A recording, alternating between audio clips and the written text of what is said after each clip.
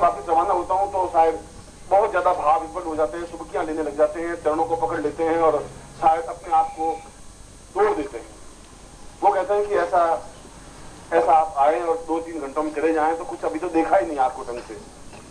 उन लोगों का भी बहुत प्यार, बहुत स्नेह, बहुत अपनत्व, बहुत अटैचमेंट मेरी जिंदगी में रहा है। मैंने भी उनको बहुत जिंदगी में देने की क्रिया ही की है। आपके प्रति भी मेरा बहुत अधिक प्यार शायद इतना अधिक है कि मैं जब आपको देखता हूं तो प्रसन्न होता हूं, आह्लादकारक होता हूं। और इस बीच में सैकड़ों गालियां, सैकड़ों अपमान, सैकड़ों तकलीफें, सैकड़ों बाधाएं आती हैं। हजार आपके मेरे बीच में ऑब्स्टिकल्स पैदा करने वाले हैं। फिर भी जो जीवन का लक्ष्य है, मेरे जीवन का लक्ष्य यही है कि मैं शिष्यों में और शिष्यों के हृदय में व्याप्त हो जाऊं। एक एक हृदय में मैं बैठा हूं, जब वो गर्दन झुकाएं मैं उनको दिखाई दूं। ऐसा मेरे जीवन की जिंदगी है।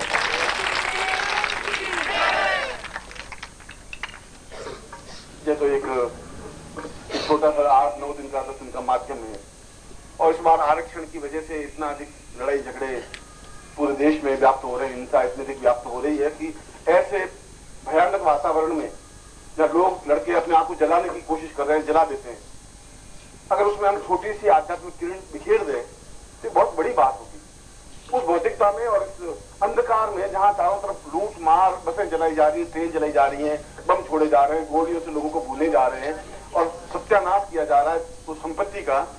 और युवकों ने जो अपने आप को आत्मदाह किए हैं, जब उनको देखते हैं तो वो किसी का भाई होगा, किसी का बेटा होगा, किसी का संबंधी होगा, किसी की माँ की आंखों का तारा होगा। कल्पना करो कि वो जब जल जाते हैं, वो अपने आप को दाह कर लेते हैं, तो जरूर इस देश पर कोई कोई आने वाली विपत्ति अवश्य है। आने वाला समय बहुत अधिक कठिन और दुखदायक है। ये सब संकेत है। ये संकेत इस बात के है कि आने वाला समय भारतवर्ष का बहुत ज्यादा अच्छा नहीं है, अनुकूल नहीं है। जब नई पीढ़ी नया खून जलाने लग जाए अपने आप को, तब जिंदगी का और देश का भविष्य बहुत ज्यादा सुरक्षित नहीं रह सकता। और उनको देख करके, उनकी कहानियां, उनकी बातें सुन करके मन को बड़ा क्षोभ होता है कि उनके घर में अध्यात्म का वातावरण नहीं रहा, इसलिए ये सब कुछ हो रहा है। उन लड़कों में हिंसा की भावना इसलिए आ रही है कि उनके माँ बाप उस प्रकार का वातावरण दे नहीं पाए। एक भौतिक वातावरण तो जरूर दे पाए, एक उनको टेलीविजन और टेप रिकॉर्डर तो लाके दे सके, गाने तो लाके दे सके, टेलीविजन से उनको वो चित्र तो दिखा सके, मगर जो पूजा पाठ, एक चिंतन, एक विचार, एक धारणा, किसी के प्रति अपने आप को समर्पण करने की क्रिया, मैं किसी का हूं, प्रभु मेरे सामने है, ऐसा चिंतन दे नहीं पाए, इसलिए हिंसा का वातावरण। और ऐसे घनघोर हिंसा के वातावरण में हमने 9 दिन तक एक दिया जलाया है, हमने एक चेतना दी है। और यह चेतना आप अपने घर में जलाएं, तब जिंदगी का सार्थक होगा। साधक का मतलब ये नहीं कि आप साधक बने, साधक का मतलब है कि उन भौतिकमय व्यक्तियों को आप साधनात्मक ज्ञान चिंतन दें। और देने में बहुत गालियां आपको मिलेंगी। मैं तो आपको पहले ही कहता हूं, जब आप पड़ोसी को समझाएंगे तो पड़ोसी 5 गाली आपको देंगे, 10 गाली देंगे, और वे गाली आप खाएं। मैं कह रहा हूं आप उन गालियों को खाएं, खाने के बाद भी उनके हृदय में दीपक लगाएं तो उनके बच्चे जलेंगे नहीं, दीपक लगाएं तो उनका घर जलेगा नहीं। अगर दीपक लगाएं, गाली देने के बाद भी उनका जिंदगी बर्बाद, सत्यानाश नहीं हो पाएगी। ऐसा करना तो निरूपकों के प्रति भी हमारे कर्तव्य है, हमारे प्रति भी हमारा कर्तव्य है, जीवन के प्रति भी हमारा कर्तव्य है। हम केवल अपने लिए ही नहीं जी रहे हैं। ग्वालियर में आत्मदाह कर दिया, दिल्ली में आत्मदाह कर दिया, जयपुर में कल 4 लोगों ने आत्मदाह कर दिया। अपने आप को जलाना बहुत, उंगली जल जाती है तो कितनी वेदना, कितना दुख होता है। आप कल्पना करें उसकी माँ की क्या स्थिति रही होगी। मगर माँ की स्थिति इसलिए रही कि माँ ने कभी पूजन पाठ में ध्यान दिया नहीं। माँ ने ऐसा नहीं बताया कि तुम्हें चिंता करने की जरूरत नहीं, प्रभु है।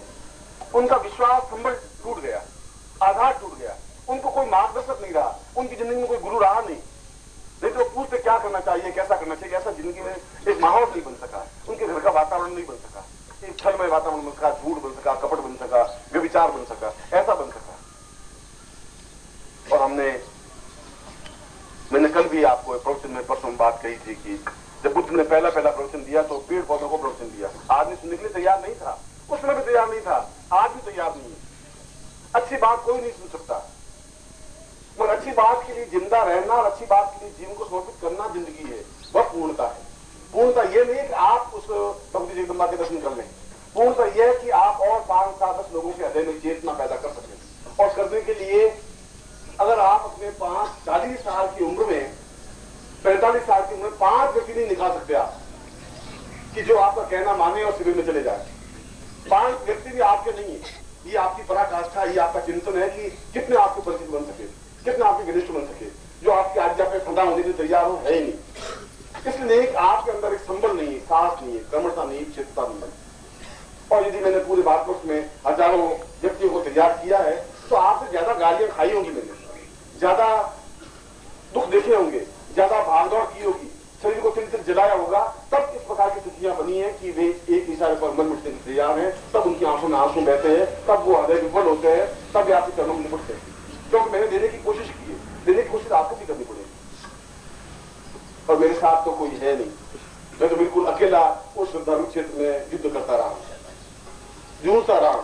आज भी अगर देखा जाए तो 9 दिनों में मेरे चेहरे पर एक तनाव रहा, एक बहुत बड़ी एक वेदना सी रही।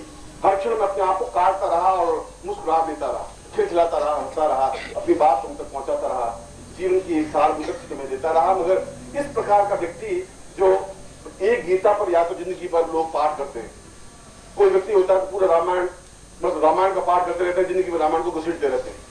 अब लोग महाराज है तो महाभारत को पढ़ लेंगे और कुछ अगर को जिंदगी भर घसीटते रहेंगे। मुरारी बापू है तो रामायण के अलावा कुछ बोल नहीं सकते। मगर एक व्यक्ति हजारों वेदों, पुराणों, उपनिषदों और शास्त्रों का उद्धरण दे, इतने बड़े ज्ञान और चेतना को पूरे अपने आप में संजो दे, ये मामूली बात नहीं होती। इससे हम पहचान सकते हैं कि स्थिति क्या है, चिंतन क्या है, कौन क्या है।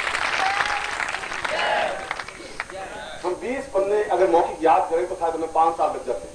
20 पन्ने मौखिक कंठस्थ नहीं कर सकते, और करोड़ों पन्ने अगर इसके कंठस्थ हों,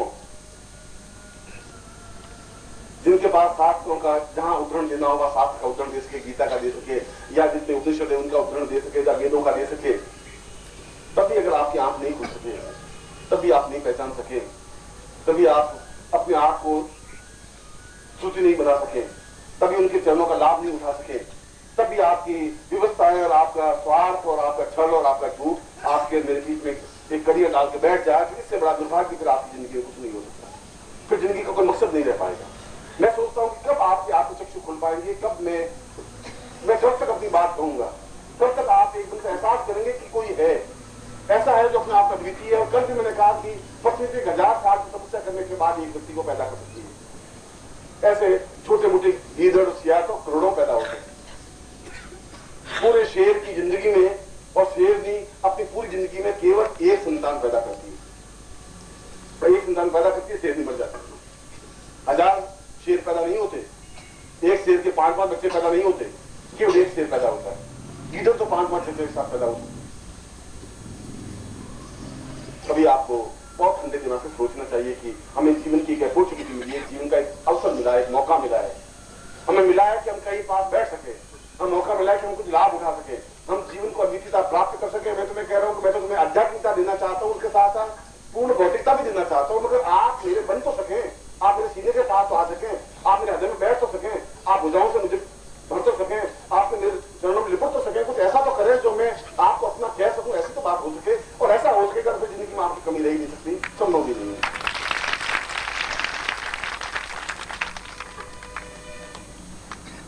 आपके मेरे बीच में कई स्वार्थ के बंधन है, ये भी जरूरी है, मगर कभी कभी तो स्वार्थ के बंधनों को तोड़ना पड़ेगा। आप अगर आ भी गए तो कोई फर्क नहीं पड़ गया, कोई आप दरिद्र नहीं बन जाएंगे। आप नहीं आते तो 5 लाख रुपए इकट्ठा नहीं कर पाते। यह तो एक मन की भावना है कि मतलब मैं जा रहा हूं 300 रुपए खर्च हो गया या 1000 रुपया खर्च हो गया। अगर कल बात आपकी पत्नी बीमार पड़ जाए कि 1000 रुपया आपको अस्पताल में खर्च कर देनी पड़ेगी। मन का चिंतन है, मन की भावना है।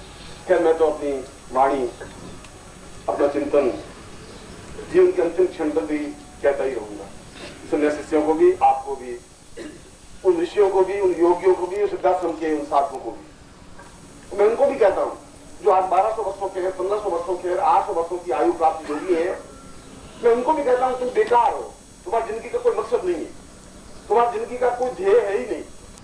तुम क्या जिंदगी में तुम क्या कर सकते हो जो संघर्ष नहीं कर सकता, जो तुम्हारा ज्ञान, तुम्हारी सुगंध, तुम्हारा सौरभ अगर ग्रस्त शिष्य को नहीं प्राप्त हो सकता तो यहाँ उस सिद्धाश्रम में गुफा में बैठने से क्या फायदा होगा। तुम्हें 1200 साल की आयु की क्या हुआ उससे, शांति 500 साल की आयु ले लेता है। उनको बहुत मिलाप होती है, बहुत गुस्सा होता है, बहुत मन में एक छटपटाहट होती है कि ऐसा कहा। उनका ये हकीकत ऐसा है, तुम्हारा ज्ञान कोई लाभ नहीं है, जो ज्ञान दूसरों को बांट नहीं सके उस ज्ञान का मकसद नहीं है। वो कहते हैं कि बहुत गृहस्थ घटिया है, लोग हैं, ऐसा है, गालियां देंगे, लेकिन तुमको दे ही रहे। आप लेने की क्षमता होनी चाहिए, वे दें आपने, फिर भी आप अपनी चीज देते रहे। इसलिए मैंने 21 अप्रैल को अपने बर्थडे पर, जन्मदिन पर मैंने एक बात कही थी। मैंने ये बात कही थी कि मेरा परिचय ज्योतिषी के रूप में नहीं हो सकता, मेरा परिचय कोई पत्रिका का संपादक के रूप में नहीं हो सकता। ज्योतिष पर भी काम किया है, वैदिक विधि पर काम किया है, आयुर्वेद पर भी काम किया है, मंत्रों पर भी किया है, तंत्र पर भी किया है, योग पर भी किया है, दर्शन पर भी किया है, मीमांसा पर भी किया है, नए उपनिषदों की रचना भी की है और उपनिषदों के सारभूत को भी ग्रहण किया है। ये सब कुछ मैंने अब लिखा है, गजल भी गाई है, गजल भी लिखी है, कविता भी लिखी है, शेर शायरी भी की है, लिखी है। और तुमसे मैं ज्यादा हारमोनियम अच्छा बजा सकता हूँ, तुमसे ज्यादा अच्छा गा सकता हूँ, तुमसे ज्यादा अच्छा नाच सकता हूँ। ये सब कुछ करने के बाद भी मैंने उनको ये कहा था उस दिन की इन शब्दों से, इन चीजों से मेरा परिचय नहीं मिल सकता। मैं तो सही अर्थों में एक विद्रोही व्यक्तित्व हूँ। जहाँ पाखंड होगा, जहाँ छल होगा, जहाँ झूठ होगा, जहाँ भाव होगा, जहाँ कपट होगा, मैं प्रहार नहीं करूंगा और करता हूँ और बहुत तेजी के साथ करता हूँ।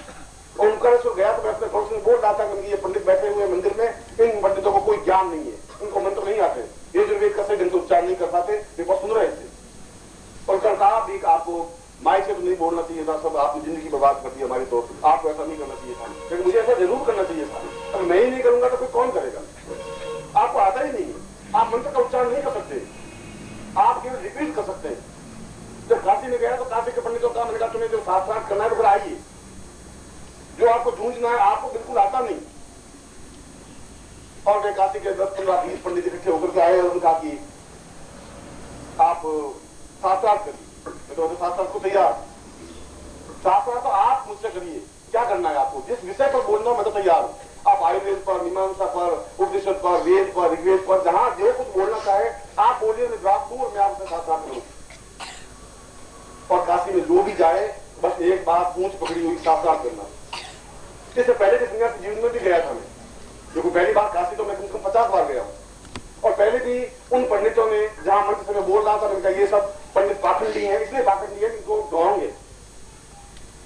ये एक आटे की गाय बना देते हैं, आटे की गाय को और पूंछ पकड़ा देते हैं, चल बच्चे तू अपने वेतन निपात कर लेगा, और 5 रुपए में गाय से वेतन निपात करवा देते हैं। और आटे की गाय से वेतन निपात हो जाएगी तब तो फिर मैं घर में 2 किलो आटे का गाय बना दूंगा तो जल्दी से पहुंच जाएगा। तो आटे की गाय से वेतन नहीं कैसे पार होगी? उन लोगों को ठगने से, उन लोगों को मूर्ख बनाने से क्या फायदा होगा? और इसका परिणाम ये होगा कि मंच पर लठित आए, 15-20 लाख मेरे खोपड़ी मार करके बहुत पसंद हो गई, चलो इस सन्यासी को मार उठाया और नदी में फेंक दिया।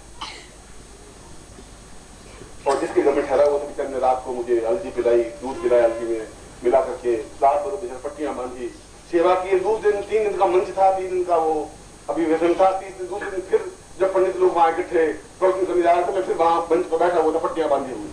मैं कहा मुझे मार करके, आप लाठों से मार करके मेरे ज्ञान में नहीं तोड़ सकते, ऐसा आप मेरा बिगाड़ नहीं सकते, कुछ नहीं हो सकता, मृत्यु तो हो सकती है मेरी, और आप मुझे दबोच नहीं सकते, खत्म नहीं कर सकते। इस बात की मैंने कभी परवाह की नहीं।